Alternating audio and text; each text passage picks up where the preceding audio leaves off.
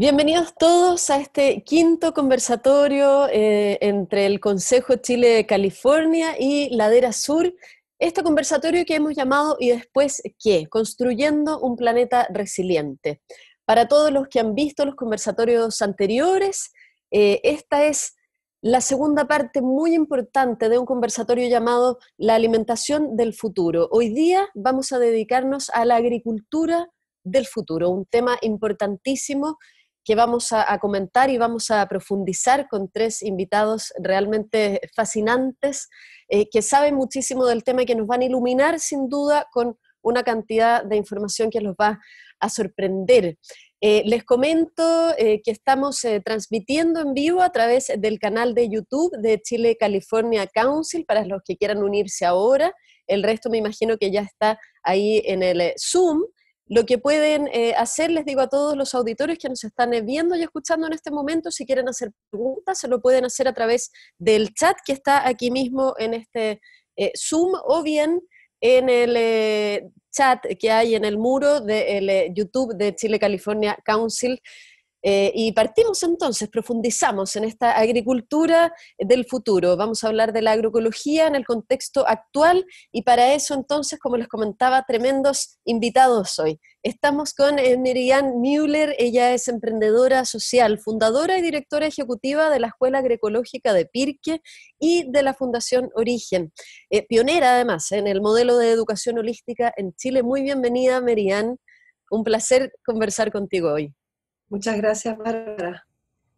También, y desde Colombia, además, estamos con Miguel Altieri, doctor en entomología, experto en agroecología, profesor emérito de la Universidad de California en Berkeley, codirector del Centro Latinoamericano de Investigaciones Agroecológicas. Miguel, muy bienvenido también. Muchas gracias, Bárbara. Gracias a ti. Y estamos también con Cristian Sjörgen. Cristian es ingeniero industrial, es cofundador y CEO de Agrourbana, que es la primera empresa de agricultura vertical de Latinoamérica. Consejero además y vicepresidente del directorio del Consejo Chile-California. Muy bienvenido, Cristian, a este espacio. Muy buenos días, Bárbara, Marian, Miguel. Un gusto estar aquí con ustedes. Partimos por lo primero, por lo que conversábamos el otro día, cierto, con ustedes tres. Hacer una radiografía, si pudiéramos ir de uno al otro, cada uno con su diagnóstico del estado de la agricultura hoy en Chile y también en el mundo. ¿Cuáles son los principales problemas y cuáles podrían ser las mejores soluciones en miras al futuro? Partimos, Merian, contigo. Conmigo al tiro.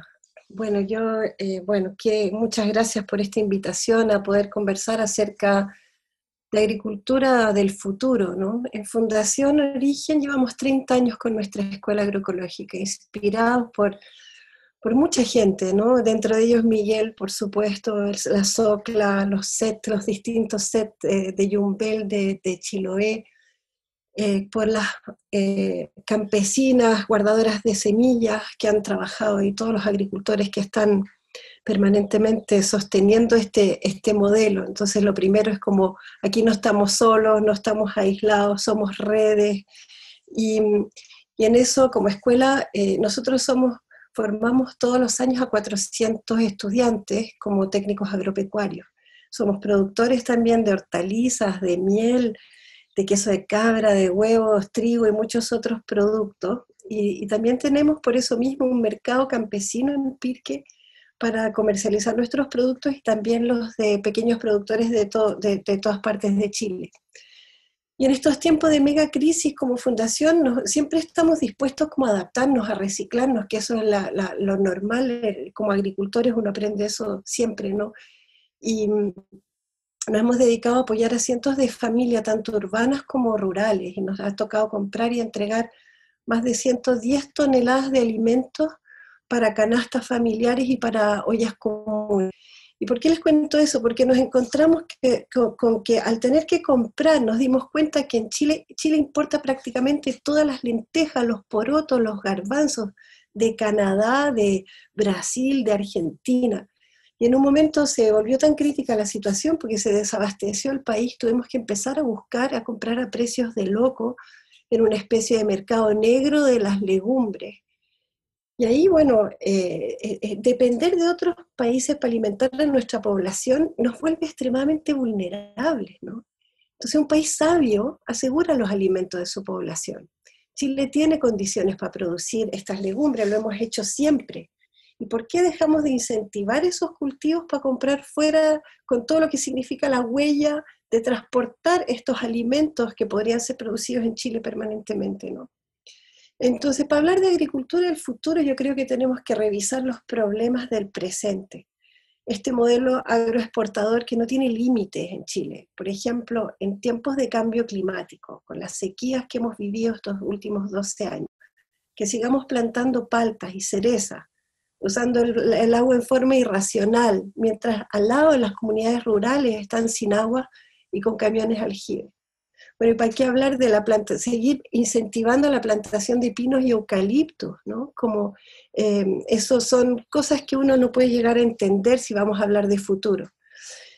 Entonces, tenemos que hablar también, para hablar de agricultura del futuro, replantearnos qué pasó con nuestros suelos. Estamos con suelos profundamente degradados. ¿Qué pasa con nuestras semillas?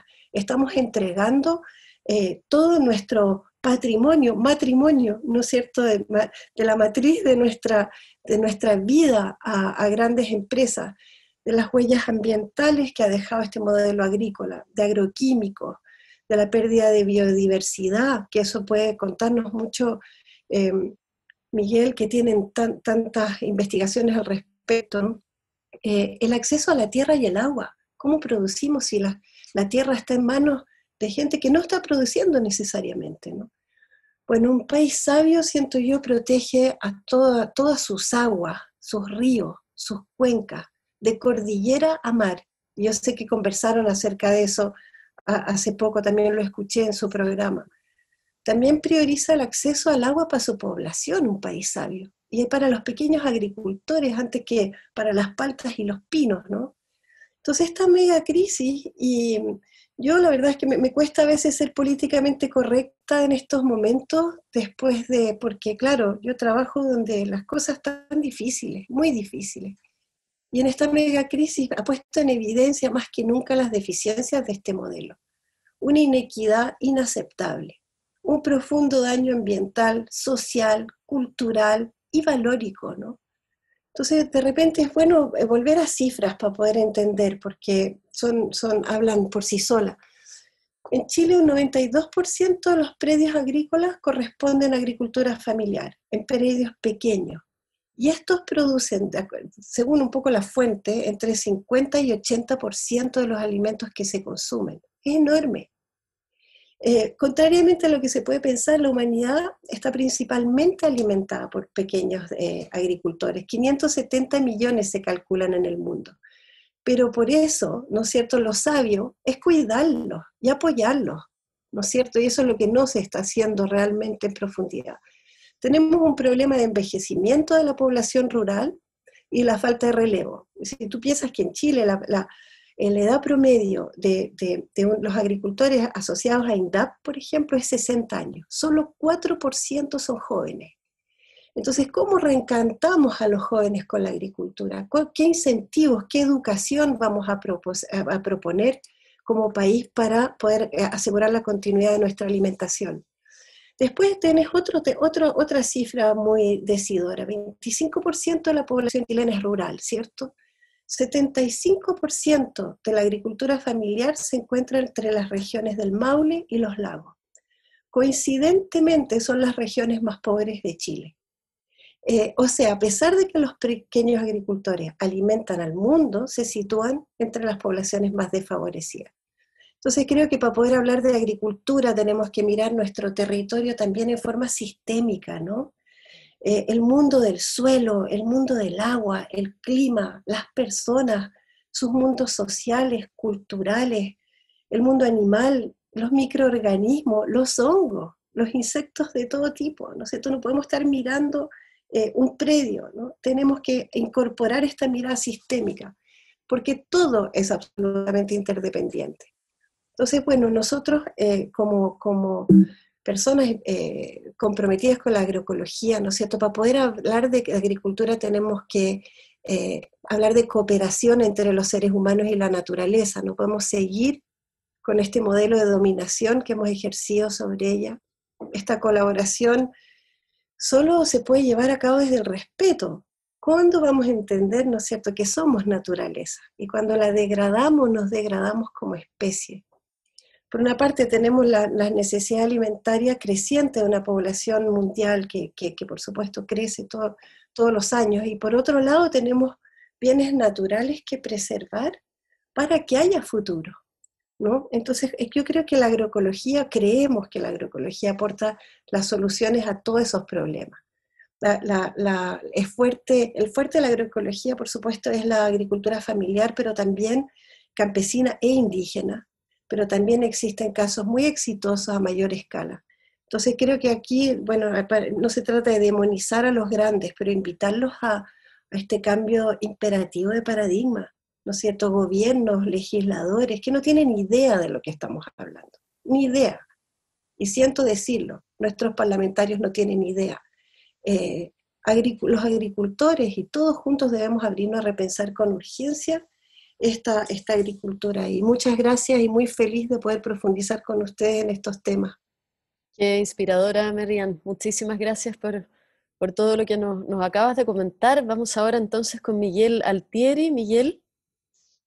Bueno, agregando lo que dice Marian, en el mundo hay 1.5 billones de hectáreas, de las cuales 80% son monocultivos de trigo, maíz, soya, etcétera, que solamente producen 30% de los alimentos que consume la población mundial, pero consumen el 70% del agua, el 80% del petróleo y producen más del 30% de los gases invernaderos. Ahora Chile no es diferente. Hace 50 años habían 52.000 hectáreas de frutales y viñedos en Chile. Hoy en día hay más de 350.000 hectáreas, y esto ha tenido un impacto ecológico enorme, una huella ecológica enorme. Por ejemplo, se utilizan en Chile 1.200 pesticidas, 39 de los cuales están en la lista de los peligrosos y restringidos de las Naciones Unidas, y se gasta más de $300 millones para importar estos productos que se inyectan en nuestro ecosistema. 46% de la tierra erosionada, 2/3 del territorio están en desertificación. Hay más de 1.5 millones de hectáreas entre la zona quinta y octava, que en el secano, que están totalmente desertificados. Por lo tanto, el semáforo ambiental agrícola en Chile está totalmente en rojo. Encima, este modelo agroexportador, como decía Marian, fomenta la inseguridad alimentaria porque Chile se ha transformado en un importador neto de alimentos. Los monopolios sobre tierras y aguas se están agudizando. La explotación se basa en la explotación de la mano de obra nacional y principalmente de inmigrantes.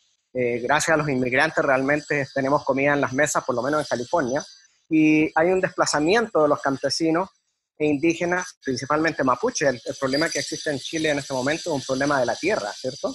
Y la migración de jóvenes por la falta de oportunidades. Por lo tanto, y el otro problema, y como decía Marian también, el 87.2% de la población en Chile vive en las ciudades. Una ciudad de 10 millones de habitantes tiene que importar 6.000 toneladas diarias de comida, que tiene que viajar aproximadamente 1.000 kilómetros. Eso es totalmente insustentable, ¿cierto? La vulnerabilidad que tiene nuestro sistema globalizado, que se ha puesto de manifiesto con la crisis del COVID-19, ¿cierto? Por ejemplo, Lobedor tiene que importar diariamente comida para Santiago, 3.500 toneladas de hortalizas y 570.000 toneladas de fruta, imagínense. Si hay un paro de camioneros como el que hay ahora, se acabó la seguridad alimentaria del país. Sin embargo, Santiago se tragó entre 1970 y 1991 14.000 hectáreas de suelos agrícolas clase 1 debido a la urbanización. Si esa tierra se pusiera a producir en la agricultura periurbana y agricultura urbana, sería capaz de producir suficiente alimento para satisfacer las necesidades de aproximadamente 400.000 personas en Chile si se adoptaran modelos de producción agrícola urbana tipo cubano, por ejemplo, donde se producen 20 kilos por metro cuadrado. Entonces el diagnóstico es claramente que el semáforo ambiental agrícola en Chile está en rojo, que este modelo no alimenta a la gente, que este modelo es depredador, y que lo que necesitamos, cuando entremos ya a hablar de las soluciones, es una estrategia agroecológica que principalmente ponga en las manos de los campesinos y las campesinas, los indígenas y la agricultura urbana, la producción de alimentos. Está en mute, Bárbara. Ahí, perdón, muchas gracias, Miguel. Vamos ahora entonces con Cristian. ¿Cuál es tu diagnóstico, Cristian? Bueno, quizás yo aquí les voy a dar un poco más la mirada por el lado de la tecnología. Un poco la visión que tenemos en área urbana. Vemos este desafío, ¿no es cierto?, como bien lo escribía Marian y Miguel, ¿no es cierto?, de esta población creciente, ¿no es cierto? Se estima que la población mundial al año 2050 va a ser en torno a los 10.000 millones de habitantes, y para alimentar esa población tenemos que aumentar en un 70% la cantidad de alimentos que producimos hoy día. Eso es casi duplicarlo, ¿eh? Entonces tenemos por un lado el cambio climático, hablamos también de cómo han venido agotando los suelos cultivables, arables, tenemos la escasez del agua, ¿eh? No hay que olvidar que la agricultura consuma el 70% del agua dulce, ¿eh?, que hay en el planeta. Tenemos también, por otro lado, la concentración de la población en zonas urbanas, ¿eh? Se proyecta que para, de nuevo, 2050, estamos hablando de 30 años más, entre el 70 y el 80% de la población va a vivir, ¿no es cierto?, en ciudades, en lugares urbanos. En el caso de Chile ya estamos por arriba, ¿no es cierto?, del 80%, lo cual también lo acelera bastante ese desafío que es movilizar los alimentos para allá, y un poco agregando lo que decía Miguel, no solamente en Chile, sino que en varias partes del mundo, todo lo que es la distribución de alimentos de hortalizas, ¿no es cierto?, vegetales, todo funciona con mercados centralizados, ¿eh?, que concentran todo lo que es la producción y ahí distribuyen el resto del país. Y a tal punto que acá en Chile, por ejemplo, tú te puedes estar comiendo un tomate en Iquique, que fue cultivado en el Valle Azapa, en Arica, pero ese tomate viajó desde Arica hasta Nueva York, y de Nueva York volvió a Iquique. Entonces la huella de carbono es tremenda, ¿eh? Y además también está todo este tema de la degradación, de la merma que produce toda esta tremenda logística, todo el alimento que se produce desde que sale de las puertas del campo, ¿no es cierto?, hasta que llega a las casas de los consumidores o a los restaurantes. Entonces, tenemos este tremendo desafío, ¿no es cierto? Tenemos que casi duplicar lo que producimos en alimentos, pero cada vez con menos recursos, ¿no? Entonces, tenemos que empezar a mirar la agricultura de cómo podemos hacer más ocupando menos recursos, ¿ya? Y por otro lado, tenemos también todo un cambio generacional, ¿eh? La nueva generación de los millennials, hoy día ya concentran el 50% de la fuerza laboral en el mundo. De aquí al 2025, 5 años más, van a concentrar el 75% de la fuerza laboral, y eso significa, un poco también empiezan a definir cuáles son, cómo se gasta el plata, empiezan a manejar la billetera, básicamente, las preferencias, ¿no es cierto?, a la hora de elegir los productos. Las nuevas generaciones, a diferencia de las anteriores, son las que privilegian, ¿no es cierto?, lo que es la calidad por sobre el precio, ¿no? Quizás antes un poco éramos muy leales a las marcas, o bien, digamos, buscábamos la cantidad por el precio bajo, pero hoy día las nuevas generaciones vienen con el switch muy cambiado, y son las que más, digamos, invierten o gastan en lo que es bienestar, salud. Entonces el tema del alimento es muy importante, y son también, digamos, quienes más leen las etiquetas, ¿eh? Cuál es el contenido nutritivo, quieren saber de dónde viene, quién lo produjo, cuál fue el impacto de producir ese alimento que se están alimentando en el planeta. Entonces le pone también una serie de desafíos a la agricultura de aumentar, ¿no es cierto?, lo que es la trazabilidad, lo que es la sustentabilidad, ¿eh? Todo el uso, digamos, de los agroquímicos, los kilómetros, ¿no es cierto?, y el tiempo que se mantienen todos estos alimentos en las cadenas de frío, moviéndose desde el campo hasta la ciudad, la calidad también, reducir, ¿no es cierto?, la merma. Entonces, bajo ese contexto, y bueno, y por otro también lado tenemos esta migración que va a la ciudad de estas generaciones de agricultores que se están perdiendo, porque ya, digamos, no necesariamente quieren seguir viviendo en la agricultura, en el campo, están yendo a la ciudad, y estamos perdiendo agricultores, están envejeciendo los agricultores, y eso pone también un tremendo riesgo, lo que es la resiliencia y lo que es el futuro suministro de nuestros vegetales frescos, ¿eh? En una economía de agricultura exportadora hay toda una parte, digamos, que son estos agricultores pequeños, que están en la hortaliza, en el producto fresco, que hoy día muchos de ellos están viviendo en una situación, si quieres, como de economía de sobrevivencia, y los tenemos que cuidar. Hay que cuidar, digamos, ese segmento, porque finalmente es el futuro de nuestra seguridad alimenticia. Entonces, bajo ese contexto, en Agrourbana, lo que estamos, digamos, buscando es, a través de la tecnología, ayudar, digamos, a enfrentar todos estos desafíos a través de una innovación, que es con la agricultura vertical, la cual nos permite producir vegetales utilizando menos recursos, como por ejemplo el agua o la tierra, y por ende también permitir llevar la agricultura a localidades en donde hoy día no es posible desarrollarla, ¿ya? Y ahí lo que hacemos es que integramos tecnologías de cultivos hidropónicos con luces LED, sistemas de clima, sensores, todo esto de ambiente cerrado, y de esta forma podemos cultivar plantas en formas verticales, ¿ya? En 3 dimensiones, y generar las condiciones óptimas de luz, temperatura, humedad relativa, todo lo que es la nutrición de las plantas, para que los vegetales tengan un día de primavera los 365 días del año, sin importar si es invierno o verano, ya que controlamos todas estas variables. Entonces, con esto hemos logrado una agricultura que consume un 95% menos agua que la agricultura, digamos, al aire libre, y también logramos aumentar en 100 veces lo que es la producción por metro cuadrado, en comparación, digamos, con los métodos tradicionales. Entonces, queremos, digamos, hacer un aporte a todo este desafío que es gigante, ¿no es cierto?, la agricultura. Estamos entrando más bien por el lado de la tecnología, y ahí por ese lado, digamos, estamos tratando de aportar a enfrentar estos grandes desafíos. Muchas gracias, Cristian. Les quería preguntar también, ¿cuáles son los beneficios de las soluciones locales en agricultura, finalmente? La importancia social que tiene, conversamos también, Mary-Ann, sobre ese tema. Me gustaría escuchar su palabra respecto de esto. ¿Parto yo o Miguel? Entre los dos. El que quiera, en realidad. Mary-Ann, ya. Ya no sé.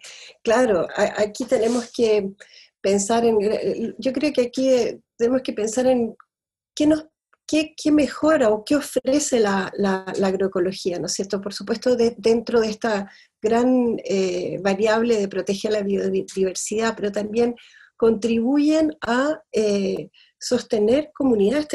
Alguien hablaba ahí de la huella, Cristiana hablaba de la huella que deja el transporte, ¿no es cierto? Tenemos que privilegiar, por supuesto, los mercados locales, volver a producir en comunidad, en nuestras comunidades, y alimentarnos con productos de las estaciones, que empezar a tener otra relación con los alimentos. De hecho, yo creo que todos nosotros podemos producir alimentos, todos podemos ir produciendo por lo menos una parte de los alimentos que consumimos.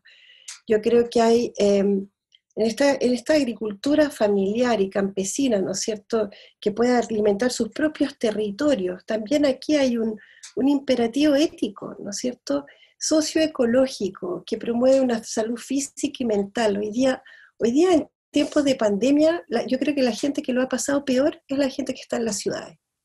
Y la gente en el campo, si bien es precaria muchas veces la situación, siempre hay algo que producir. Y estamos viendo también cómo muchísima gente llega al mercado, ahora quieren, pidiendo de todos los mundos, pidiendo almácigos, pidiendo semillas, queriendo volver a reencantarse. Vemos lugares en el campo donde la gente compra la verdura al camión de la verdura, ¿no es cierto? Una verdura mustia que ha pasado por todos esos procesos que decías tú, en vez de estar produciéndolo en la casa. Entonces yo creo que hay muchísimos beneficios en estar repensando eso. Y yo hablo siempre de esto de restauración social a través de los huertos familiares y urbanos, pensando a pequeña escala, ¿no?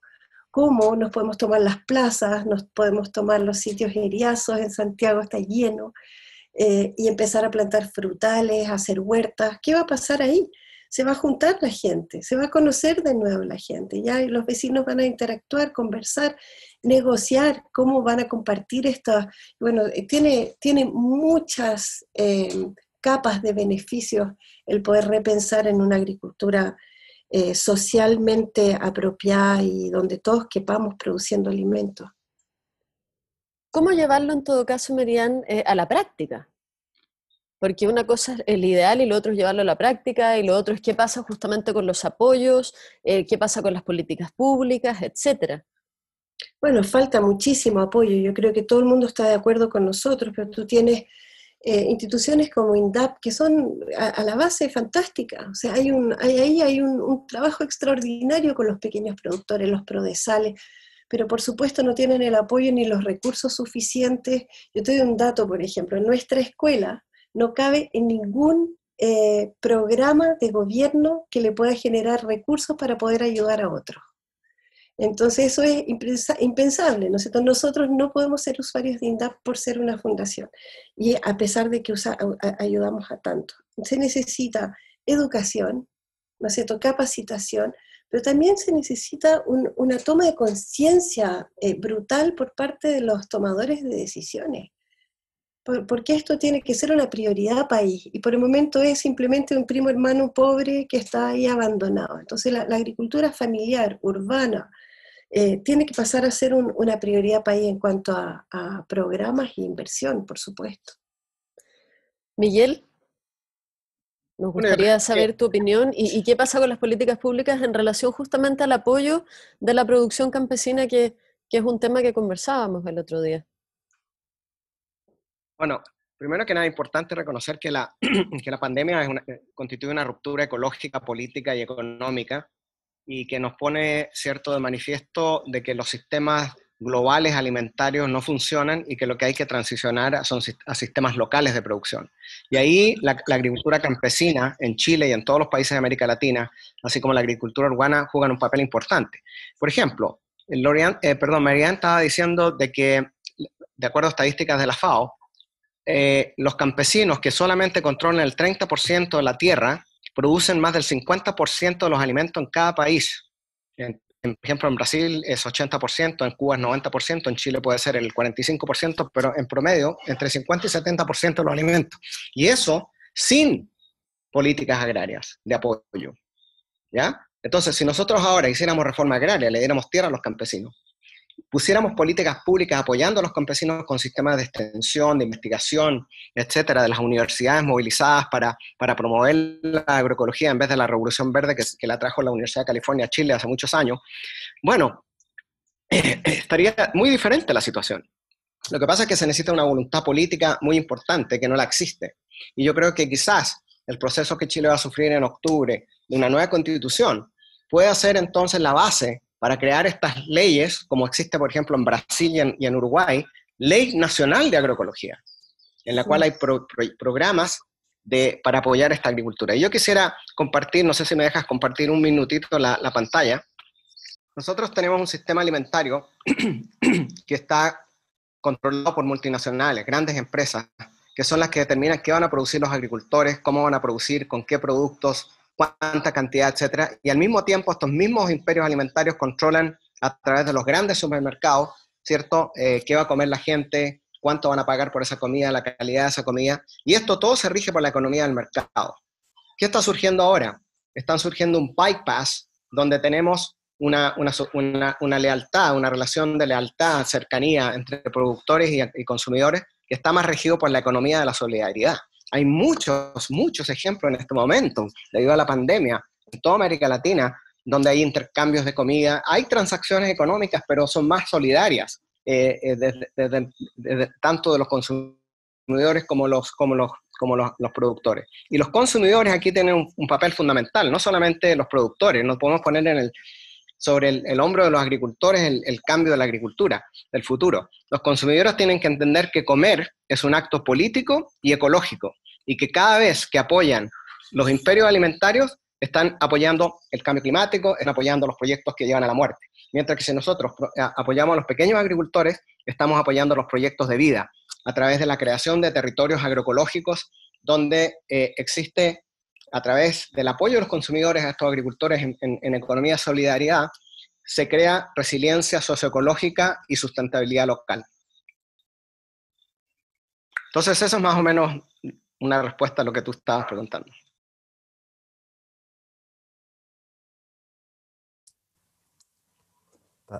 Estás en mute, Bárbara. Nuevamente, ya voy a dejarlo abierto todo el tiempo ahora. ¿Cómo llevar, Cristian, estas tecnologías de las que tú nos hablabas antes? ¿Cómo hacerlas democráticas finalmente? Buena pregunta. Y no tengo hoy día una respuesta. Yo veo que, a ver, si un poco recojo lo que conversamos antes, y esto yo creo que aplica tanto a Chile como a California, en que tú tienes un modelo, ¿no es cierto?, exportador, y además tienes un lugar donde tienes un clima mediterráneo, que son las mejores condiciones, ¿no es cierto?, para hacer la agricultura. O sea, tenemos ese tremendo eh, privilegio, digamos, en Chile. ¿Y qué es lo que pasa? Cuando tienes tan buen clima, finalmente la tendencia es que tú vas a cultivar o te vas a enfocar en los productos de alto contenido para exportarlo a un mercado, ¿no es cierto?, que te va a pagar más, ¿no es cierto?, que el mercado local. Y es por eso, digamos, que tú puedes ver tanto en Chile como en California el foco en las frutas, de exportación, ¿no es cierto?, los berries, los nuts, vinos, ¿no es cierto? El clima nos permite, entonces, se da una tremenda, si querés, como se genera un desarrollo muy potente en esas con agricultores que tienen recursos, que no son los agricultores que pueden, ¿no es cierto?, implementar tecnología, pueden financiarlas, ¿no es cierto?, pueden ir al banco y tienen las condiciones crediticias para poder hacer todas estas inversiones y hacer más eficiente y mejorar la calidad y la resiliencia y también estar en línea con todos los estándares, ¿no es cierto?, de calidad que te piden los mercados internacionales. Pero claro, cuando te vas al mundo, el mundo, por ejemplo, que estamos nosotros, que son las hortalizas,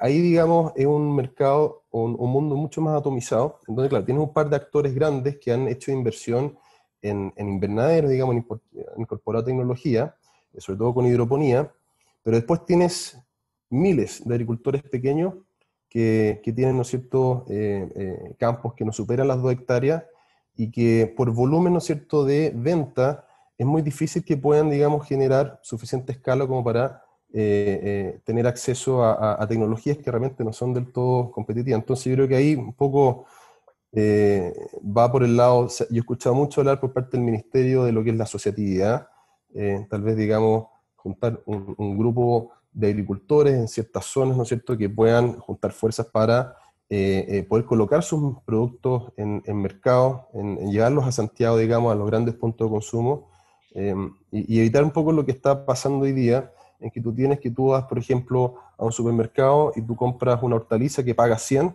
pero el agricultor está recibiendo 15. Entonces, ¿cómo pasas de 15 del productor a 100? ¿Dónde, digamos, se generó toda esta adición de costos y eso es toda esta cadena, ¿no es cierto?, de distribución, de logística, en donde hay muchos intermediarios y ahí, digamos, no siempre funciona de la forma más eficiente. Entonces, yo creo que yo lo veo más por el lado de la asociatividad quizás y por la política pública en donde se puedan generar formas de apoyar a los agricultores. Una cosa, Bárbara, Sí, si que querían agregar algo, iba a preguntar quería algo. agregar sobre políticas agrarias. Por ejemplo, en Brasil, a través de esta Ley Nacional de Agroecología, que hoy día no se está implementando tanto por falta de apoyo del gobierno actual, pero existe, por ejemplo, los mercados institucionales. ¿Qué significa eso? Que el gobierno compra la comida de todos los pequeños agricultores, hasta el 30% de su producción. ¿Para qué? Para destinarla a las escuelas, a los hospitales, a las cárceles. Eso se llaman los mercados institucionales. Entonces, ahí hay claramente una política de apoyo que permite, que fomenta la agricultura campesina, porque los campesinos no tienen que entrar en la economía de mercado porque ya tienen asegurado 30% de la compra de sus productos. Y si son agroecológicos, imagínate esos productos servidos en las escuelas, donde a los niños se les da comida orgánica, saludable, sin residuo de pesticidas. Eso tiene efectos importantísimos en la salud de esos niños en el futuro. Entonces, ese es un ejemplo de una política agraria que podría potenciar enormemente la agricultura campesina y la agricultura local. Merian, ¿quisieras agregar algo?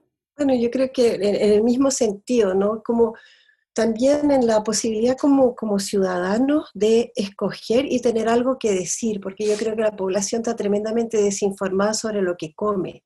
Sabemos la cantidad de pesticidas prohibidos que estamos ingiriendo, sabemos el daño que nos ocasiona en la salud. sabemos que no podemos comercializar semillas como pequeños agricultores, es casi como es un delito comercializar tus semillas en Chile porque están todas bajo, ¿no es cierto?, la propiedad de grandes monopolios, ¿no es cierto? Sabemos, entonces yo creo que aquí hay cómo instalamos la agricultura en el centro de las decisiones y no de nuevo como el hermano pobre, ¿no? A pesar de que todos nos alimentamos todos los días, no hay nada que tengamos puesto, que comamos, con lo cual construimos nuestras casas que nos venga de la naturaleza, ¿no? ¿Cómo entonces la tenemos relegada y abandonada en el último lugar de los fondos públicos? Sin hablar de los fondos, por ejemplo, de CONAF, ¿no es cierto?, para proteger los pocos bosques nativos que nos van quedando. Fiscalización. Entonces, ¿cómo enfocamos estas decisiones con ejemplos como lo que nos da Miguel, ¿no es cierto? Tener mercados campesinos, lugares donde las personas pueden ir a vender sus productos con trazabilidad, por supuesto uno sabe a quién le está comprando, qué está produciendo, cómo, pero además sin todo en cadenas cortas, ¿no es cierto?, de comercialización. Entonces, ¿cómo como ciudadanos podemos decidir informadamente lo que va a ocurrir? Y eso yo creo que la Constitución es fundamental, que personas que sepan de estos temas influyan en tener esta ley de apoyo a la conservación de nuestros suelos. Hay tanto por hacer para poder rescatar y por sobrevivir. Yo creo que aquí esta pandemia nos muestra que no hay tiempo, ¿no es cierto? Tenemos el cambio climático, los problemas sociales que todos conocemos. Hoy día estas pandemias que van a surgir y seguir surgiendo. Entonces no podemos seguir en algo totalmente obsoleto, tenemos que repensar todo. Y para eso creo que es fundamental que se informe la población, ¿no es cierto? Y que fomentemos esta educación a través de canales, ¿no es cierto?, la televisión, que el gobierno realmente se involucre en esta educación. Pero aquí vemos, desgraciadamente, que las políticas públicas apoyan generalmente a esta agroindustria exportadora, que es la que pareciera generar la riqueza del país, igual que, ¿no es cierto?, y no está puesto el foco en esta pequeña agricultura campesina. Entonces, ya se sabe lo que hay que hacer, se sabe, hay años, décadas de experiencia, aquí y en otros países. Entonces, hoy día la voluntad política, ¿no?, instalar la agricultura y la producción de alimentos sanos, saludables, y esta mirada multidisciplinaria, que podamos tomar decisiones no solo un par de políticos y agrónomos tradicionales, pero que realmente podamos participar todos. Yo creo que ahí está la participación. Yo quisiera también aportar algo más, Bárbara, y este tema, ¿no es cierto?, del envejecimiento de los agricultores, ¿no es cierto?, de lo que es la agricultura familiar, es cómo logramos reencantar estas nuevas generaciones que dijeron, es que yo quiero buscar una suerte nueva, no quiero estar dependiendo de una actividad, ¿no es cierto?, que se mueve en torno al cambio climático, es que no sé si voy a poder o no vender mis productos y, digamos, capitalizar de alguna forma todo el esfuerzo que se hacen, y que ya se fueron muchos a la ciudad. Fija entonces cómo ahí la agricultura urbana, de alguna forma, vuelve a generar una oportunidad a esas generaciones perdidas de agricultores, ¿no es cierto?, que tal vez ya no van a volver, ya echaron tierra en la ciudad y no van a volver al campo. Entonces, ¿cómo volvemos a través de la agricultura a reencantarlos, a generar, digamos, un oficio que al mismo tiempo vaya con los tiempos de hoy día donde también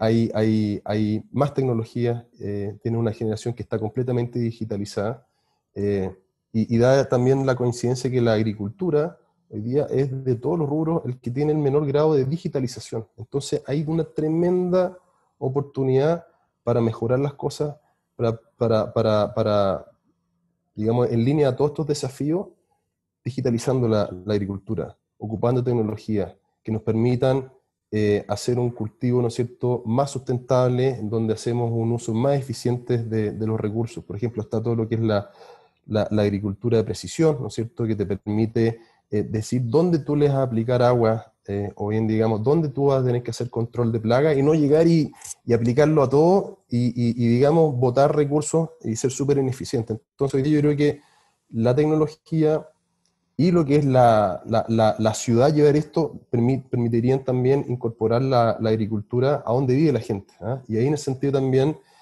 no solamente generar fuentes, si querés, de trabajo, de vida, sino que también todo un sentido, yo creo que de comunidad, que conversamos el otro día con Marianne, que te genera esta agricultura, ¿ah? Esta actividad, la conexión con los alimentos, un alimento que tú sabes de dónde viene, sabes cómo se regó, sabes, digamos, cómo se manejaron las plagas, genera también una confianza y también permitiría, yo creo que, hacer que los consumidores también vean dónde está el valor y no solamente decían en base al precio. Una economía justa. Gracias, Cristian. Más allá de lo que hablamos de la educación, ¿cierto?, de la comunidad, también hay otros temas o subtemas que tienen que ver finalmente con el bienestar y con la calidad de los alimentos que consumimos. Y dentro de eso está el tema de los suelos, el tema del agua, el tema de los pesticidas. Les quería pedir a los tres si pudiéramos hacer un mapeo, ¿no?, respecto de estos tres temas en particular. ¿Cuál es la importancia que está pasando con los suelos en Chile, por ejemplo, y también en el mundo? ¿Qué pasa con los pesticidas? ¿Qué pasa con el agua? Sobre todo en este país, que sabemos que es un problemazo, ¿no? ¿Miguel? Bueno, al comienzo di un pequeño vistazo sobre eso, que en Chile se utilizan más de 1.200 pesticidas diferentes, entre insecticidas, herbicidas, fungicidas, de los cuales 39 están en la lista de los peligrosos y restringidos por las Naciones Unidas, porque son inmunosupresores, porque afectan el sistema endocrinológico, producen cánceres. En Chile hay muchos casos, por ejemplo en Rancagua hubo varios casos de niños que nacieron con problemas debido a que sus madres estaban, ¿cierto?, expuestas a pesticidas, etcétera, etcétera. Los suelos están en un estado de erosión y de desertificación, porque la desertificación no solamente el avance del desierto, es la destrucción de los suelos fértiles por la actividad, ¿cierto?, de la agricultura industrializada de tipo monocultivo, de revolución verde. Tenemos también el agua por problemas de sequías, pero también por la monopolización del agua. 1 kilo de palta necesita 2.000 litros de agua para producir. O sea, en una zona como donde se está produciendo, donde hay escasez de agua, poner esos tipos de cultivos a expensas del acceso de la gente local es realmente un crimen, ¿cierto? Entonces, nosotros tenemos propuestas que revierten todo eso, que regeneran los suelos, que conservan el agua, porque también podemos cosechar el agua y también las podemos conservar en el suelo. Por cada porcentaje de materia orgánica que adicionamos al suelo, nosotros podemos incrementar en 12 litros la capacidad de almacenamiento del agua en el suelo, ¿ya? Entonces, eso se puede hacer conservar agua física, pero también agua en el suelo a través de varias prácticas de conservación. Tenemos también la diversificación de los ecosistemas, los policultivos, los cultivos de cobertura, etcétera, una serie de técnicas que se pueden utilizar para prevenir los problemas de plaga, porque y en Chile hemos trabajado con viñedos, con arándanos, con manzanos, donde se introducen flores que atraen insectos benéficos, los cuales controlan las plagas, no se necesitan pesticidas. Y por otro lado, hay una experiencia muy larga en Chile de ONGs como el Centro de Educación y Tecnología, que ha hecho propuestas agroecológicas de fincas, por ejemplo, de media hectárea, que son totalmente autosuficientes, que no requieren de insumos externos y que producen toda la comida que una familia de 5 necesita, con un excedente que se puede vender en el mercado. ¿Qué pasó con esas experiencias que surgieron en los años 80? Fueron ignoradas por las universidades, fueron ignoradas por el INEA, por el Ministerio de Agricultura, ¿cierto? ¿Por qué? Porque ellos estaban con el chip de la Revolución Verde y continúan con el chip de la Revolución Verde. Y ninguna tecnología de la Revolución Verde que hoy en día se ha desarrollado en Chile va a ayudar a las soluciones que se necesitan en este momento por la gente pobre, porque la gente pobre es la que está sufriendo más, ¿cierto? Los pequeños campesinos, la gente que está en las zonas urbanas, periurbanas, etc. Son las tecnologías agroecológicas que son de bajo costo, que requieren de insumos solamente locales, no de insumos externos, porque, claro, podemos hablar de la agricultura que describe Cristian, pero la gente pobre, ¿de dónde va a sacar para comprar esa tecnología los teléfonos celulares para bajar los datos del satélite. Eso es para los grandes agricultores en Chile que no están produciendo comida, están produciendo para exportar, ¿cierto? Con una huella ecológica enorme. Entonces, yo creo que aquí esta pandemia en este momento nos da una oportunidad enorme porque hay muchos jóvenes que, que se fueron a las ciudades, pero ahora tienen que volver al campo porque se quedaron sin empleo. En este momento hay miles de jóvenes, por lo menos aquí en Colombia, donde yo estoy en este momento, estamos estableciendo una finca agroecológica, miles de jóvenes que se fueron a las grandes ciudades y en este momento están de vuelta en las tierras de sus padres y están haciendo nada. Entonces, la oportunidad es revitalizar esta agricultura campesina local. Entonces, en Chile, con todo este desempleo que se va a producir, que jóvenes que van a quedar sin trabajo, es la agricultura. La agricultura, pero que se base en los recursos locales que ellos tengan acceso, ¿cierto? Porque desgraciadamente las tecnologías de punta, que no tengo nada en contra de ellas, no son accesibles para los pobres. Y lo que necesitamos es una agricultura que sea accesible para Merian, si quisieras agregar algo y después le damos la palabra a Cristian. Sí, concuerdo sí estoy con él.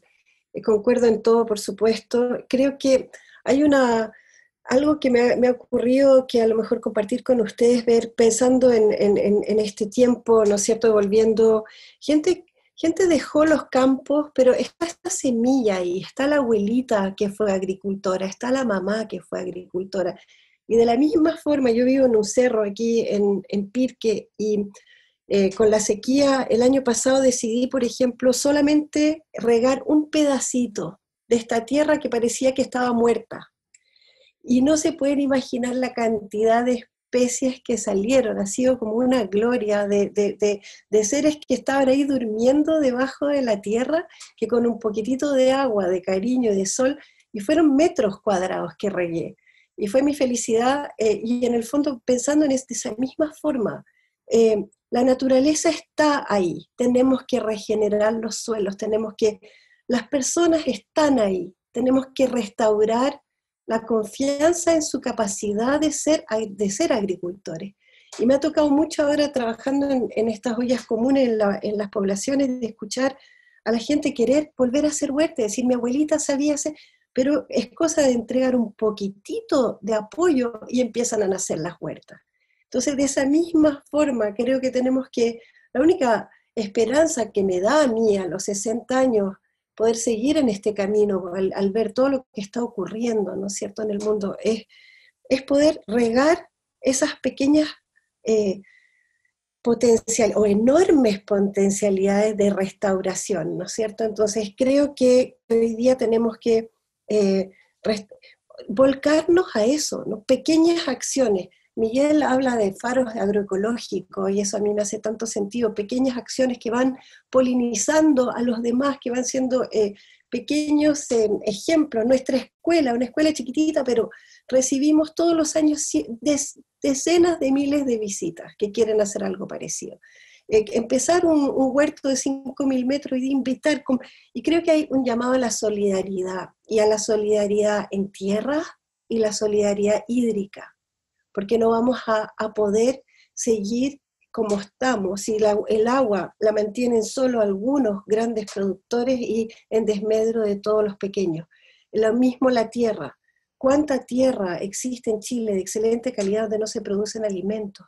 Entonces creo que aquí hay un trabajo maravilloso que tiene que ver con que no necesita necesariamente tecnología, yo concuerdo en eso. Poner semillas, restaurar semillas, cuidar semillas, intercambiar semillas, empezar a intercambiar conocimiento, y en eso yo tengo que felicitar y agradecer a SOCLA, al CET, la generosidad. Publican todo lo que saben. ¿Cuántos agrónomos, cuántos técnicos hacen eso? Todo gratis, todo en línea, ese es el movimiento, un movimiento de generosidad, de solidaridad. Tengo semillas, las comparto, tengo tierra, la comparto, tengo agua, porque este planeta es de todos y lo vamos a tener que salvar entre todos si queremos seguir vivos, ¿no?, como especie. Muchas gracias, Merian. Cristian.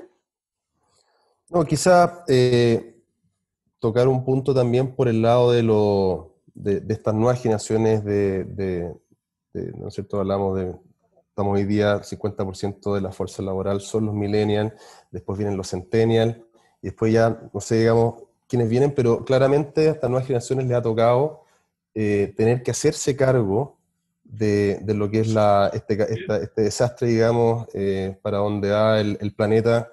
Están hoy día viviendo en carne propia los coletazos, ¿no es cierto?, del cambio climático.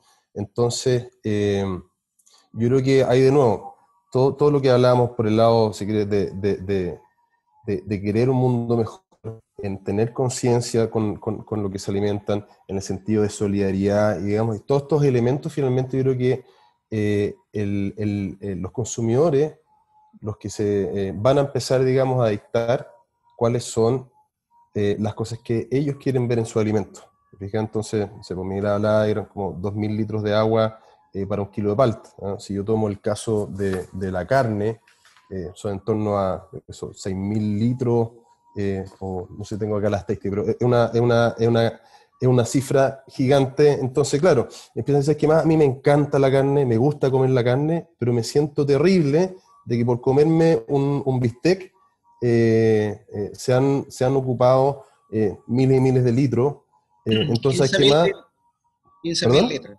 11.000 15.000 litros. 11.000 litros por un kilo. Claro, 15.000 litros por kilo. 15.000 claro, litros por un claro, kilo. claro. Bueno, yo no quiero hacer, digamos, ningún punto, digamos, negativo a los ganaderos y a la carne. O sea, pero finalmente hay una porción de los consumidores que dicen que más yo prefiero comer carne vegetal, ¿no? Porque hay una huella hídrica menor. Entonces, de nuevo, yo creo que en toda esta como reinvención de la agricultura, ya sea urbana, sea rural, sea a gran escala, sea a pequeña escala, de alguna forma tiene que mirar, ¿no es cierto?, hacerse cargo de todos estos desafíos medioambientales, trazabilidad, calidad, reducir la merma. Hemos hablado poco hoy día de la merma, pero 1/3 del alimento se bota. O sea, si nosotros lográramos hacer más eficiente toda esta cadena, ¿no es cierto?, desde el campo hasta la mesa, y bajar esa pérdida, quizás no tendríamos que aumentar tanto la producción de alimentos. Quizás con lo que estamos produciendo hoy día es mucho menos, digamos, el esfuerzo que hay que hacer. Y ahí de nuevo está desde la cadena hasta el envase, el tiempo, las distancias. Fija, entonces, aquí yo creo que no hay una solución, no está la bala de plata, sino que yo creo que aquí hay que mirarlo de una forma, digamos, más bien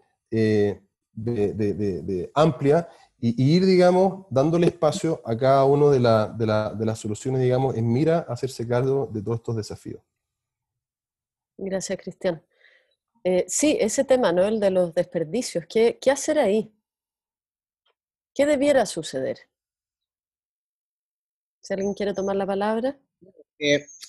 Son aproximadamente 115 kilos por persona por año que se bota de comida en los sectores pudientes, digamos, en Estados Unidos, Europa, y me imagino la clase media alta en Chile también, aproximadamente 115 kilos de comida. Hoy en día con la pandemia se bota más, porque resulta que mucha de la producción era para los hoteles, para los restaurantes, para los cruceros, para los aviones, para estos que ya no están funcionando. Entonces ahora se está botando más comida a pesar de que se necesita más comida, ¿cierto? Por la escasez que hay, porque los sistemas de distribución de alimentos están fallando, porque no ha habido tanto transporte, etcétera, ¿cierto? Esas son las grandes paradojas. Entonces, yo creo que aquí lo que hay que hacer, por un lado, es educación, por supuesto, pero por otro lado, tratar de fomentar los sistemas alimentarios locales. Cuando se crean los sistemas alimentarios locales, se baja el desperdicio, por supuesto. Merian, si quieres agregar algo más respecto de ese tema. Totalmente de acuerdo, totalmente de acuerdo. Y creo que también se puede producir carne. Todo depende de la escala y todo depende del cómo.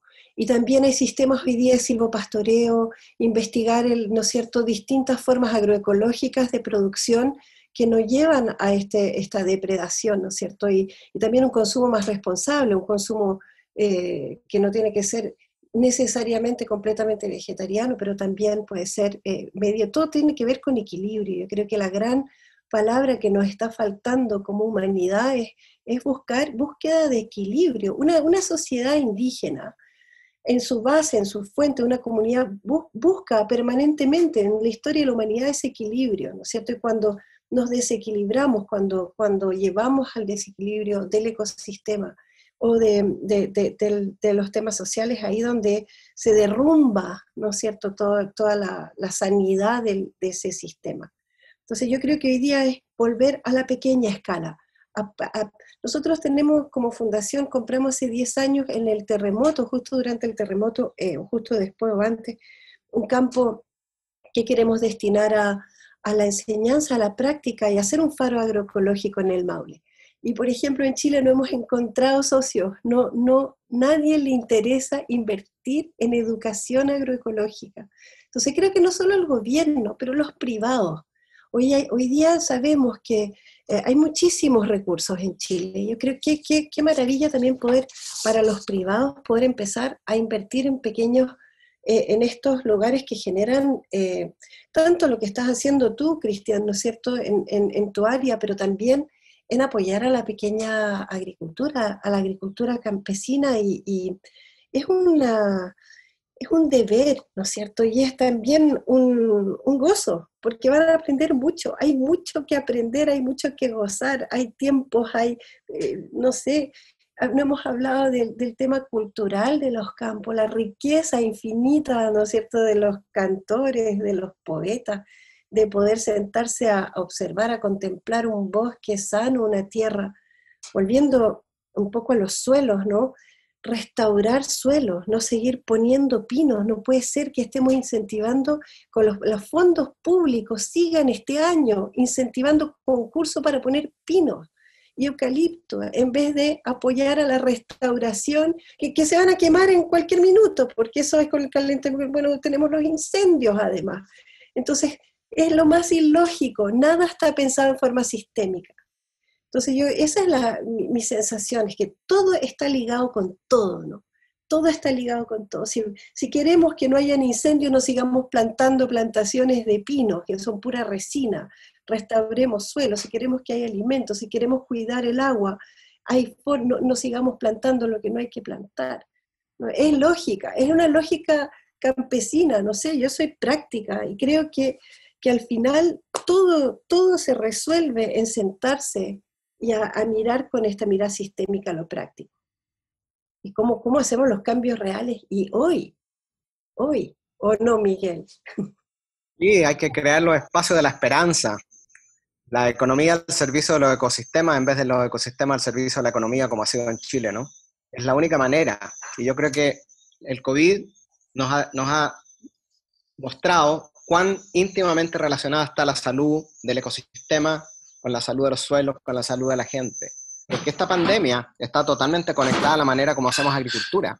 En la medida que avanzamos los monocultivos y rompemos los ecosistemas naturales, los hábitats de esa vida silvestre que está conviviendo con virus, con bacterias, ahí están contenidos en esos ecosistemas, pero cuando los disturbamos, ellos pasan a estar en contacto con el ganado y con las comunidades humanas, y eso es lo que sucedió con el COVID-19. Entonces,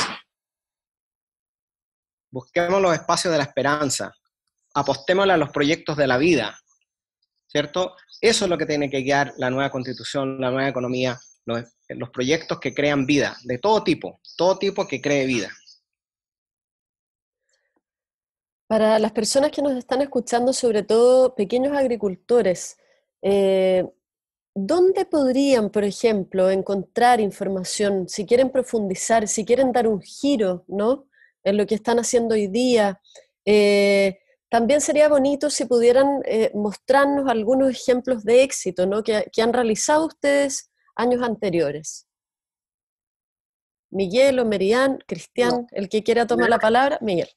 Como les decía, hay un legado en Chile, un legado agroecológico muy importante. La escuela de Merian, por supuesto, es una, pero también, como decía, el Centro de Educación y Tecnología. Por ejemplo, ustedes van a Yumbel, donde está Agustín Infante y su grupo. Ellos han hecho una propuesta agroecológica en el secano de Chile, en las zonas más difíciles, sin agua, etcétera, de restauración ecológica, restauración productiva, donde hay miles de campesinos que se han beneficiado y miles de jóvenes agricultores, etcétera, que visitan esos proyectos, así como también el proyecto del CIPAM, del CET en Chiloé, donde se declaró Patrimonio Agrícola Mundial Chiloé, por el legado de las mujeres huilliches de conservar miles de variedades de papas, ¿cierto?, nativas porque es un centro secundario de origen. Entonces, también hay algunas universidades han despertado la agroecología, en la Universidad de Chile, la Universidad de la Frontera, etcétera. También en el INE hay algunos proyectos, por ejemplo, Cecilia Césped y otros que están fomentando proyectos de agroecología. Entonces, hay mucha gente y hay una sociedad chilena de agroecología también, que poco se conoce, que tuvo su congreso el año pasado en Temuco, donde fueron más de 1000 personas, que están asociados a la SOCLA, que es la Sociedad Latinoamericana de Agroecología. Entonces, hay un gran legado en Chile, hay mucha gente que está conectada, y yo creo que esa es la gente que hay que potenciar si realmente el gobierno, las universidades, etcétera, creen que la agroecología, como la ha planteado la FAO, es el camino del futuro. Sí, yo podría agregar que bueno, hay un documento que salió hace poco, ¿no? Que lo pueden encontrar online muy fácilmente, el Manifiesto por la Agricultura Familiar, Primera Línea de la Alimentación, de José Bengoa, y de verdad ahí hay un resumen de lo que deberíamos hacer, a lo mejor poner a disposición de la gente todo, que se metan a la página de SOCLA, ¿no es cierto?, y del CET, hay información, hay redes, sumémonos a redes. No importa haberlo hecho mal hasta ahora. Yo creo que el cuento no es demonizar a nadie, el tema es invitar a cómo cambiamos y cómo lo mejoramos, ¿no? Porque alguien se puede sentir, bueno, yo he echado pesticidas toda mi vida, estoy haciendo agricultura convencional, todo lo que no hay que hacer. Bueno, nunca es tarde, es el momento. Hoy día nosotros al lado de la fundación, bueno, no quiero dar nombres y todo, pero con un dron sobrevolábamos unas viñas. Y decíamos, qué feroz tener viñas desiertos, ¿no es cierto?, sin ninguna diversidad, ninguna biodiversidad, como esas mismas viñas aplicándoles biodiversidad, corredores biológicos, vida, ¿no es cierto?, van a empezar a regenerar, restaurar suelo, restaurar todo su ecosistema. Entonces se puede hacer, como decía Miguel, y hay grandes ejemplos, la Viña Emiliana, por ejemplo, ¿no es cierto? Tú nombrabas varios ejemplos, Miguel, de grandes empresas que lo están haciendo bien. Entonces, se puede, pequeño, mediano y grande, se puede hacer bien, pero hay que tome conciencia y voluntad de cambio. Cristian.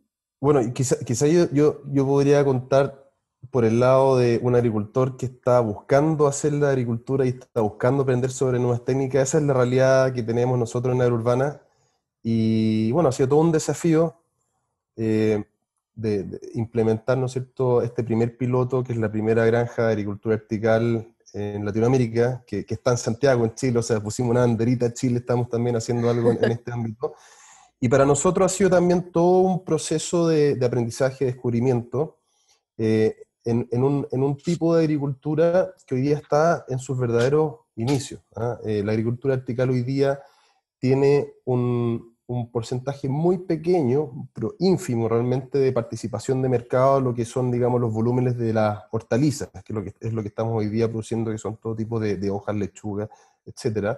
Entonces nosotros un poco lo que hemos hecho a través de financiamientos de privados es de aprender, es de montar, digamos, si querés, un piloto donde hemos traído tecnología que existe. Por ejemplo, las luces LED, eso es algo que no tienes cómo producirlos en la casa, tienes que traerlos importarlos.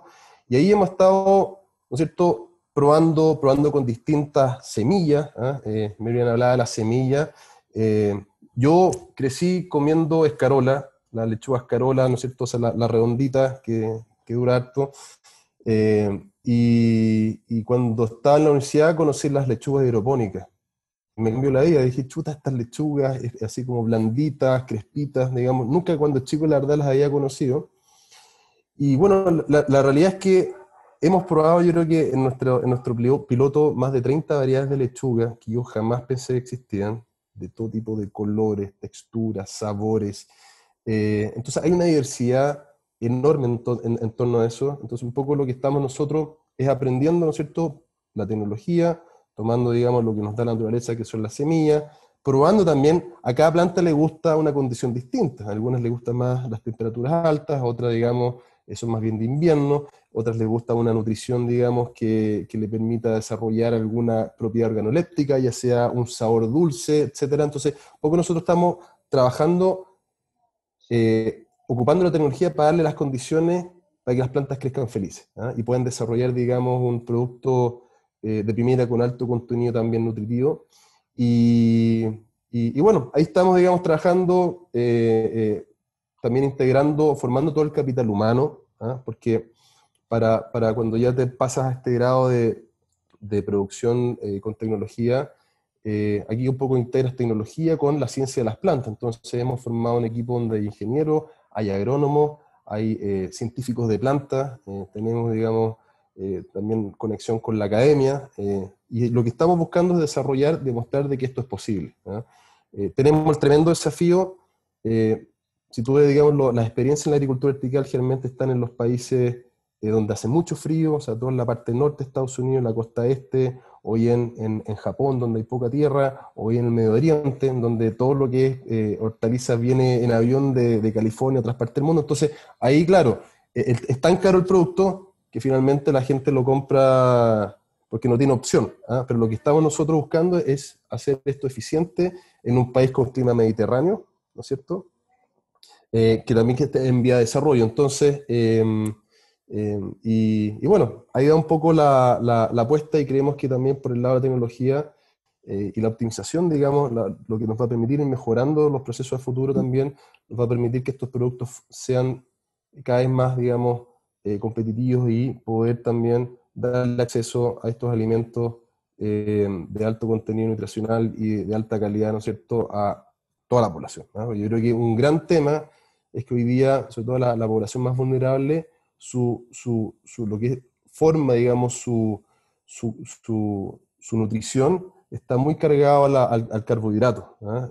Pasta, legumbres. Entonces, toda la parte fruta, verdura, es mínima, ¿ah? Entonces, yo creo que también hay un tremendo desafío de cómo hacemos que la agricultura eh, pueda producir productos que le permiten a toda la población, ¿no es cierto?, tener una dieta que sea balanceada en todos los alimentos que necesitamos, y no solamente en los que son hoy día los más económicos. Bueno, se nos va ya acabando el tiempo, así que seleccionamos un par de preguntas del público. ¿Alguien quiere agregar algo más antes de estas preguntas? Estamos ok, ya. La primera es la siguiente: ¿cómo abordar con campesinos que ya están acostumbrados a trabajar con monocultivos y agrotóxicos las posibilidades de renovar esos hábitos y volver a otros sistemas más sustentables? Si estos les parecen menos modernos y más trabajosos, y que tanto el monocultivo como los agrotóxicos les han dado sustento desde los años 80 y son la única forma de trabajar la tierra que ellos conocen. De alguna manera se contestó por ahí, pero si alguien pudiera responder más específicamente. Bueno, existe en América Latina un movimiento que se llama Campesino a Campesino, que es básicamente campesinos exitosos agroecológicos que se transforman en promotores y le enseñan a otros campesinos cómo hacer las cosas sin agrotóxicos, sin monocultivo. Y ese diálogo horizontal es mucho más importante y mucho más eficiente que vaya un técnico o un ingeniero agrónomo a decirle al agricultor cómo cambiar. Entonces, por ese lado, ese es un camino, el campesino a campesino, que es una pedagogía horizontal de intercambio de información entre campesinos, que es muy exitosa en muchos países de América Latina. No tanto en Chile se ha utilizado, pero sí también se utiliza en algunas partes. Y por otro lado, existen los faros agroecológicos, o sea, los faros agroecológicos, como por ejemplo que Merian, la escuela de Merian, que yo la conozco, como los del SET, no solamente son una propuesta tecnológica, sino que son una propuesta pedagógica, donde la gente, porque ¿qué pasa? Que la pobreza es una condición psicológica también, no es una condición física. Entonces, la gente está bloqueada porque no ven, ¿cierto?, el horizonte, más allá, no ven la parte de la luz del túnel, ¿cierto? Pero cuando llegan aquí, a estos predios, estos faros agroecológicos, donde hay demostración de cómo se pueden hacer las cosas con los mismos recursos que tiene la gente, con recursos locales, se produce un desbloqueo psicológico. Y esa gente entonces cambia, se le prende el chip, o sea, es como lo decimos en Chile, se le prende la ampolleta. Y hay testimonios interesantísimos. Mujeres, yo me acuerdo en los 80, cuando teníamos las huertas en algunas de las poblaciones ahí en en Chile, en las poblaciones cerca de Santiago, en los tiempos de la dictadura, mujeres que se ponían a llorar cuando veían un huerto, dijeron, si yo hubiera sabido esto 10 años antes, la vida de mis hijos habría sido diferente, ¿ya? Entonces se produce un desbloqueo. Merian. Yo sí, lo mismo, juntarse. Nosotros hacemos muchas veces estas juntas de agricultores de distintas regiones que se vienen a pasar un tiempo y comparten sus experiencias, donde nosotros no hacemos nada más que facilitarlos el lugar, cocinar rico, tener un espacio, ¿no es cierto?, prender un fuego, armar un fogoncito ahí y dejar que se exprese toda la sabiduría que la gente tiene dentro. Y de repente es verdad, si estás bloqueado, porque también hay miedo, hay mucho miedo, la pobreza te limita y paraliza, ¿no es cierto?, en esa experiencia, cómo arriesgar lo poco que tengo a dar este salto. Y tuvimos un agricultor maravilloso del Maule que produce la sidra, la mejor sidra de Chile. Nosotros la compramos toda en el mercado, porque la hemos tomado toda en realidad, porque no produce tanto. Estamos tratando, la tenemos en monopolio ahí. Pero cuando descubrimos su sidra y su proceso, ¿no? 10 años produciendo manzanas agroecológicas que nadie valoraba. Después alguien llegó y le dijo, pero ¿sabes qué? Podrías hacer vinagre de manzana. Y tiene un vinagre extraordinario. Y hoy día hace la sidra extraordinaria. Pero él como difusor es el mejor ejemplo, porque lo deja sentado 5 horas con todo lo que significa eso, o dos días, y la gente sale transformada. Yo creo que es eso, arriesgarnos, inspirarnos, apoyarnos, solidaridad en todos los sentidos, volver a ser humanos. Y está todo el conocimiento. Nos falta, por supuesto, este monstruo grande que pisa fuerte.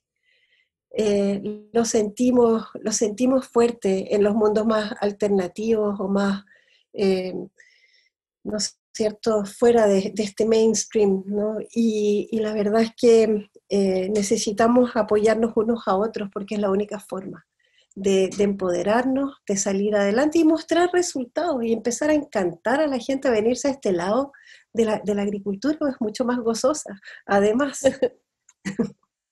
Ya lo creo que sí. Cristian, ¿quieres decir algo más respecto de esta pregunta o vamos a la otra? Vamos a la otra. Ya. ¿Cómo se relaciona la agroecología con la ganadería? Como si debieran trabajar en conjunto, son totalmente distintos. No, la Miguel. integración animal es fundamental en la agroecología, porque los animales juegan un rol fundamental, ¿no? En reciclaje, producir fuerza de labor, etcétera, etcétera. Lo que pasa, como decía Merian, es la manera como nosotros criamos animales. O sea, los animales tienen que integrarse, por ejemplo, acá en Colombia existen los sistemas silvopastoriles, que son praderas, que son bosques, donde hay arbustos y árboles que le dan alimento proteína, por ejemplo, a los animales también, además del pasto, pero que también crean condiciones en las cuales los animales, su condición animal se mejora muchísimo y no necesitan antibióticos, su bienestar animal es mucho mayor, producen más leche en sequía o en lluvia, es lo mismo porque el sistema es resiliente al cambio climático. Entonces, yo creo que es fundamental. Aquí lo que yo me opongo es a la ganadería confinada con animales genéticamente homogéneos que dependen de antibióticos constantemente, hormonas, ese tipo de cosas, por supuesto. Pero los animales son parte del ecosistema agrícola que juegan un papel fundamental.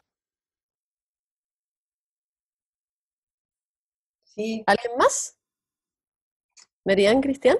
Sí, no sé, yo pienso lo mismo, ¿no? Como también volver a esa carga, ¿no? A la escala, porque todo depende de la carga. Si tú tienes una carga enorme en un pastizal, ¿no es cierto? Por supuesto vas a generar muchísimo daño, pero volvemos a este equilibrio, ¿no es cierto? Búsqueda de este equilibrio, porque necesitamos la materia orgánica del mundo animal para poder generar nuestros cultivos. Entonces, en armonía funciona perfecto.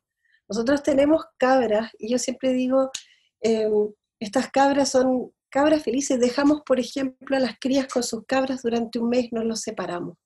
Bueno, ¿qué significa eso? Por supuesto, los agrónomos al comienzo me decían que productivamente era un desastre, pero ¿qué empieza a ocurrir?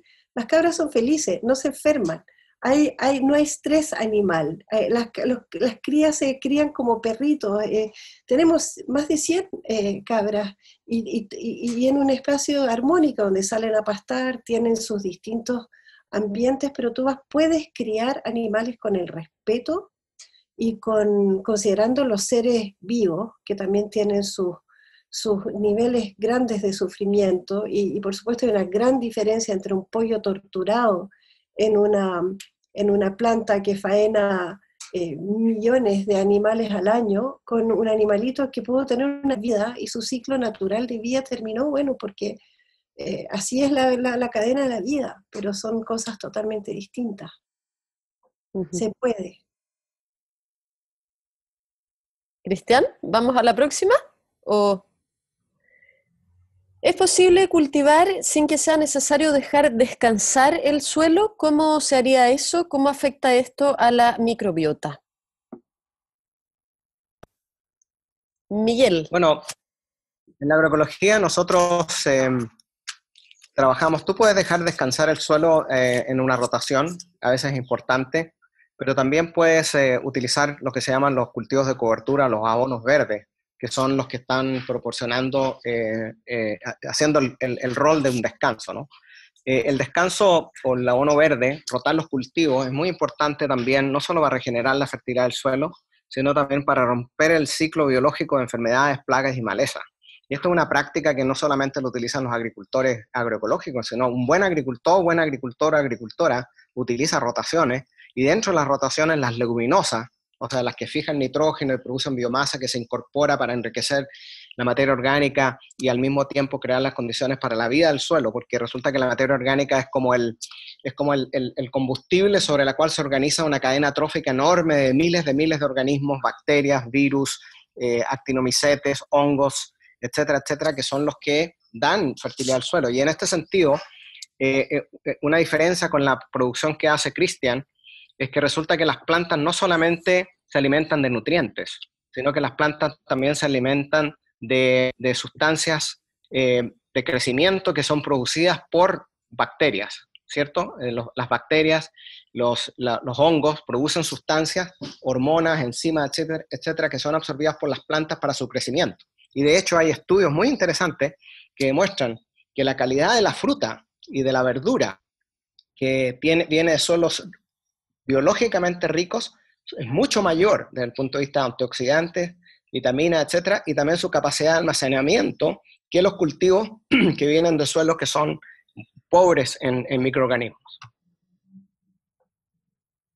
Ferian, Cristian, y ahí vamos cerrando. O sea, yo puedo comentar, o sea, por el lado de lo que hacemos con la agricultura vertical, que efectivamente ocupamos sistemas hidropónicos en donde no utilizamos el suelo, y ahí lo que se hace, digamos, es recircular agua, ¿no es cierto?, con minerales y los nutrientes que necesitan las plantas.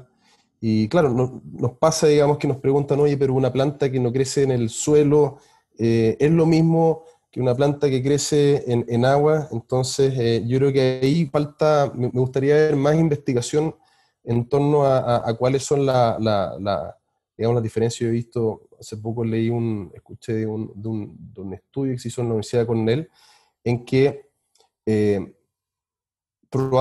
cultivaron cale, cale este vegetal, ¿no es cierto?, un superalimento como de hoja, que lo cultivaron en el suelo, agricultura aire libre, en un invernadero, ¿no es cierto?, con hidroponía, y en agricultura vertical. Y comparan los contenidos nutritivos que tenían las plantas, la hoja, digamos, al final. Y claro, en los, no sé si eran 6 o 8 nutrientes que necesita el cuerpo, todo daban, digamos, un nivel más alto con la agricultura vertical. La planta es más pequeña, ¿no es cierto?, que el campo abierto, porque hay una intensidad de luz más baja, pero el contenido de estos nutrientes en ese caso, digamos, era súper. Entonces, yo no creo que haya una solución, digamos, que sea la mejor. Al final, digamos, los alimentos, yo creo que esta nueva generación de de consumidores busca mucho el contenido nutritivo, y el contenido nutritivo viene, digamos, con lo que viene de la planta, pero también qué es lo que le va quedando a la planta que yo me como, ¿ah? Porque si es que esa planta fue cosechada y pasó 1 semana, 2 semanas, hasta que llega a mi plato, probablemente buena parte de esos nutrientes se fueron. Entonces creo que hay un tema ahí que también, que la agricultura urbana puede aportar bastante a por lo menos una mejor conservación de los nutrientes de la planta viva. Muchísimas gracias. Vamos cerrando ya. ¿Alguna palabra al cierre? Estamos. Ya. Vale. ¿Miguel? Miguel.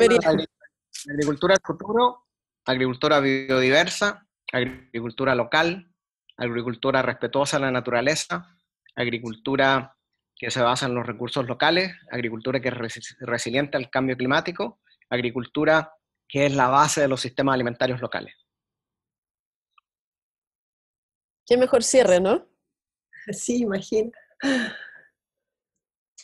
Muchísimas gracias. Y me gustaría agregar a esa sabiduría de Miguel, ¿no es cierto? Apoyemos a la gente joven, apoyemos, hay mucha gente haciendo cosas fabulosas en el sur de Chile, no sé, pienso en el manzano, en una cantidad de jóvenes hoy día reproduciendo semillas y compartiendo, y compré y salía en el envase de la semilla y decía, si usted comprométase al abrir esta semilla, de compartirla con todos, o sea, el compromiso para que usted pueda comprar esto, que la tenga que compartir, y que es lo opuesto, ¿no es cierto?, libre de certificados, libre de límites, y lleno de solidaridad. Y yo creo que hoy día estamos llamados con estas megas crisis que se superponen a repensar este mundo. Apoyemos todas las organizaciones que están tratando de hacerlo bien, apoyemos a los jóvenes, apoyemos en esta educación agroecológica, compremos a los productores locales, hagamos el esfuerzo de, en vez de ir al supermercado, buscar quién cerca nuestro está produciendo, y apoyemos, ¿no es cierto?, los productores de miel, los productores de hortaliza, las personas que están cerca nuestro, conozcamos nuestro territorio, conozcamos la naturaleza y conozcamos a las personas que están produciendo, y así, bueno, eso sería mis ganas, y de que miremos este mundo de forma sistémica. Yo creo que ese llamado debe ser todas las mañanas despertar y decir qué hay en mi mundo y cómo lo puedo mejorar como sistema de vida. Va a ser más feliz finalmente. Todos, incluyendo a toda la gente que está viviendo muy mal. Y yo creo que, perdón que me alargue un segundo, pero creo que tenemos que pensar en la gente que no tiene opción de saber si su alimento es bueno, nutritivo, todo. Solo tiene la opción de comprar alimento para sobrevivir. Entonces creo que aquí ir igualando las oportunidades para todos en nuestro país es fundamental. Cristian Sjögren, Marianne Müller y Miguel Altieri, muchísimas gracias a los tres por haber participado de este conversatorio, realmente muy inspiradores. Creo que los mensajes quedan claros, esperemos que lleguen a la mayor cantidad de personas posible, y para eso les comento también que este conversatorio queda arriba en el YouTube de Chile California Council y también en el de Ladera Sur. Muchísimas gracias a los tres por haber participado hoy día. Gracias. A ustedes, gracias a ustedes. Muchas gracias por la invitación. Gracias a ustedes. Y bueno, las personas que nos están viendo y escuchando, como les comentaba, esto queda ya arriba en YouTube, y nos volvemos a encontrar en un próximo conversatorio digital de Chile California Council y Ladera Sur, y después, ¿qué? Construyendo un planeta resiliente. Que estén todos muy bien, muchísimas gracias. Chao. Chao.